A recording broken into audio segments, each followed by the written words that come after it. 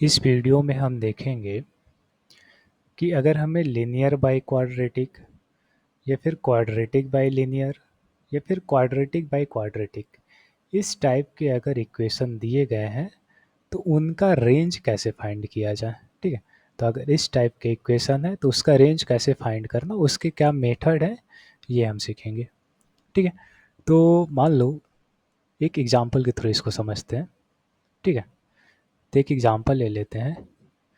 जैसे हमें दिया हुआ है y equal to x plus one divided by x square plus x plus one, और यहाँ पर x ऑल रियल है, तो हमें इसका रेंज फाइंड करना है। फाइंड रेंज, रेंज मतलब y का क्या क्या पॉसिबल वैल्यू है वो फाइंड करना है। ठीक है, तो रेंज फाइंड करने के लिए क्या करेंगे, सबसे पहले ये जो इक्वेशन दिया गया है इसको क्रॉस मल्टीप्लाई कर देते हैं, यानी y को x square plus x plus one से मल्टीप्लाई कर देंगे, तो हो जाएगा y x square plus x plus one, और ये इक्वल होगा एक्स प्लस वन के। तो इसको मल्टीप्लाई करेंगे तो ये बन जाएगा y x square plus y x plus y, और ये इक्वल होगा एक्स प्लस वन के। अब ये एक्स प्लस वन को भी इसी साइड लेके आ जाते हैं, तो ये बन जाएगा वाई एक्स स्क्वायर प्लस इस x को इधर लेके आएंगे तो वाई एक्स माइनस एक्स, तो ये बन जाएगा वाई माइनस में वन और यहाँ पर x, और plus y minus one equal to zero. ठीक है, तो x माइनस वन को इधर लेके आएंगे तो ये अपने को एक इक्वेशन मिलेगी। तो अगर इस इक्वेशन को ध्यान से देखा जाए तो ये क्या है, एक एक्स स्क्वायर में क्वाड्रेटिक दिख रहा है, यहाँ पर एक्स स्क्वायर, यहाँ पर एक्स, फिर कांस्टेंट टर्म, तो क्या है, एक क्वाड्रेटिक है इन एक्स स्क्वायर, यानी एक्स में एक क्वाड्रेटिक है। ठीक है, एक्स में एक क्वाड्रेटिक है, और यहाँ पर जो एक्स का वैल्यू है वो रियल वैल्यूज होना चाहिए। एक्स के जो वैल्यूज हैं वो रियल वैल्यूज होना चाहिए। अब एक्स के वैल्यू रियल कब आएंगे, कोई भी क्वाड्रेटिक इक्वेशन है उसमें यहाँ पर ये जो भी एक्स, ये रियल कब होगा, जब इस क्वाड्रेटिक इक्वेशन का डिस्क्रिमिनेंट यानी डी का वैल्यू ग्रेटर देन जीरो होगा, ग्रेटर देन और इक्वल टू जीरो होगा। ठीक है, इक्वल टू जीरो भी कर सकते हैं क्योंकि वहाँ पर भी एक्स क्या आएगा, रियल आएगा, तो इसका डी ग्रेटर देन और इक्वल टू जीरो कर देंगे। ठीक है, तो एक बार फिर से समझ लेते हैं। जैसे हमें ये इक्वेशन दिया गया था और इसका रेंज फाइंड करना था, तो हमने क्या किया, इस क्वाड्रेटिक इक्वेशन मतलब ये जो पूरा इक्वेशन है इसमें ऐसे क्रॉस मल्टीप्लाई किया। क्रॉस मल्टीप्लाई करने के बाद हमने एक्स स्क्वायर में एक, यहाँ पर एक्स स्क्वायर में एक क्वाड्रेटिक इक्वेशन बनाया, ये हो गया अपना पहला स्टेप। और दूसरा स्टेप क्या हो जाएगा कि d को ग्रेटर देन और इक्वल टू जीरो कर देंगे। ये जो इक्वेशन का d यानी डिस्क्रिमिनेंट है उसको ग्रेटर देन और इक्वल टू जीरो कर देंगे, तो इसका d ग्रेटर देन और इक्वल टू जीरो करते हैं तो हो जाएगा y माइनस वन का होल स्क्वायर माइनस में 4 times y into y minus one greater than और इक्वल टू जीरो, तो हो जाएगा y square plus one minus में 2y माइनस में 4y square plus 4y greater than और इक्वल टू जीरो, तो ये बन जाएगा minus 3y square plus 2y plus one greater than और इक्वल टू जीरो। तो यहाँ पर y स्क्वायर को कोफिशिएंट को पॉजिटिव बना लेते हैं, तो ये बन जाएगा 3y स्क्वायर माइनस में 2y माइनस वन, पूरे में माइनस वन से मल्टीप्लाई कर दिया, तो ये लेस देन और इक्वल टू जीरो हो जाएगा। ठीक है, तो इसको लिख सकते हैं 3y स्क्वायर माइनस में 3y plus y minus one equal to zero. यहाँ से 3y को अगर कॉमन लेंगे तो हो जाएगा y माइनस में वन, और प्लस वन को कॉमन लेंगे तो हो जाएगा y minus one less than और इक्वल टू जीरो। यहाँ से y माइनस वन को कॉमन ले लिया तो यहाँ पर बचेगा 3y plus one less than और इक्वल टू जीरो। तो इस इनक्वालिटी को सॉल्व करेंगे, इस इनक्वालिटी को सॉल्व कर लेते हैं इस साइड इधर। तो इस इनक्वालिटी को सॉल्व करेंगे तो यहाँ पर आ जाएगा -1/3 और यहाँ पर हो जाएगा 1, तो होगा प्लस माइनस प्लस।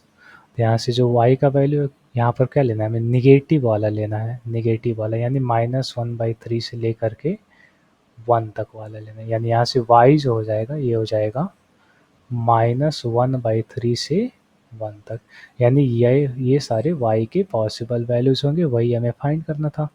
हमें क्या करना था, ये जो इक्वेशन दिया गया था इस इक्वेशन का रेंज यानी y के पॉसिबल वैल्यू फाइंड करना था।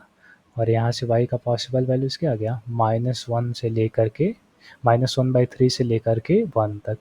यानी ये बन जाएगा उस क्वाड्रेटिक इक्वेशन जो हमें इक्वेशन दिया गया था उसका ये रेंज हो जाएगा। ठीक है, तो ये पहला एग्जाम्पल था। सिमिलरली एक और एग्जाम्पल ले लेते हैं।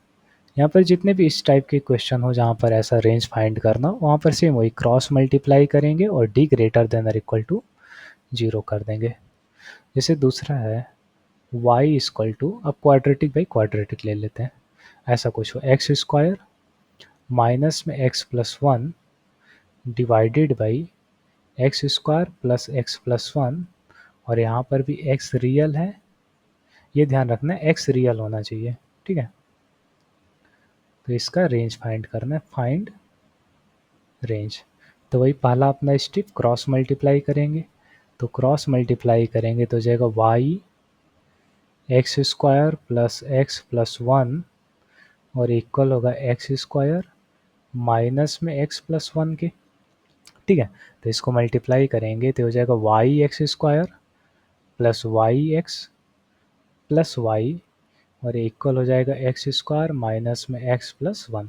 तो इन सारे टर्म को दूसरे साइड लेके चले जाते हैं, तो x² इधर आएगा तो ये बन जाएगा y माइनस में 1 x²।